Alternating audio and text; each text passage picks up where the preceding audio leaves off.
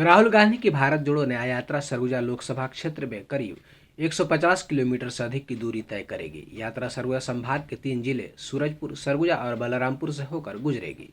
यात्रा की तैयारी और रूट प्लान को अंतिम रूप करने के लिए टीम राहुल अंबिकापुर में कैंप कर रही है। पूर्व मंत्री और यात्रा के संयोजक शिव कुमार डहरिया आज सरगुजा दौरे पर थे। इस दौरान उन्होंने राजीव भवन अंबिकापुर में सरगुजा जिला कांग्रेस के पदाधिकारियों की बैठक लेकर आवश्यक दिशा निर्देश दिया। उन्होंने यात्रा के मार्ग में ज्यादा से ज्यादा लोगों को एकत्रित करने पदाधिकारियों को कहा है। यात्रा में सरगुजा संभाग के अलावा प्रदेश के जिन भागों में भारत जोड़ो न्याय यात्रा नहीं जा रही है, वहां के पदाधिकारी और कार्यकर्ता भी यहां शामिल होंगे। इसके लिए आवश्यक दिशा निर्देश भी दिए गए हैं।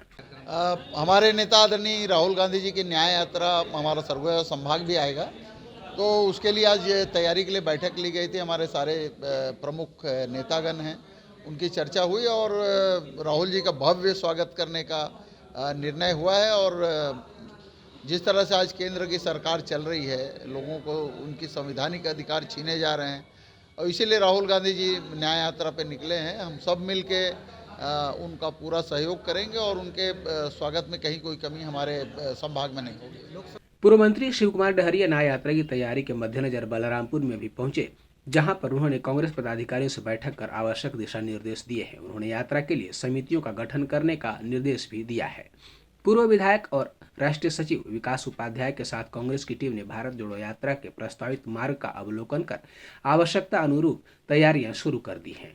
बैठक में पूर्व मंत्री डॉक्टर प्रेम साय सिंह, पूर्व विधायक डॉक्टर प्रीतम राम, पारस राजवाड़े, पातप बोर्ड के पूर्व अध्यक्ष बालकृष्ण पाठक, 20 सूत्रीय क्रियान्वयन के अध्यक्ष अजय अग्रवाल, मेयर डॉक्टर अजय तिर्की भी साथ रहे।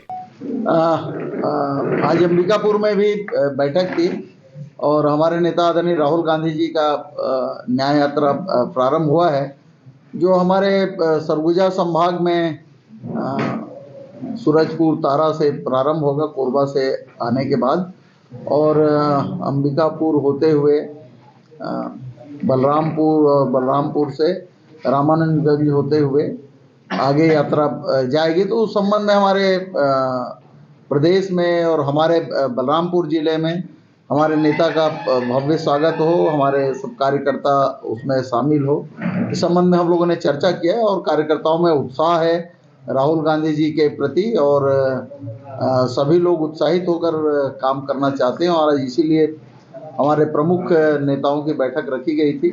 और यहाँ जो कार्यक्रम होगा वो बहुत अच्छा कार्यक्रम होगा। और केंद्र की सरकार जिस तरह से नरेंद्र मोदी जी के नेतृत्व में देश को बर्बाद करने में तुली हुई है, आने वाले लोकसभा चुनाव में भी सब हमारे कांग्रेस पार्टी के कार्यकर्ता एकजुट होकर सब काम करेंगे, तो निश्चित रूप से हम लोकसभा चुनाव भी जीतेंगे।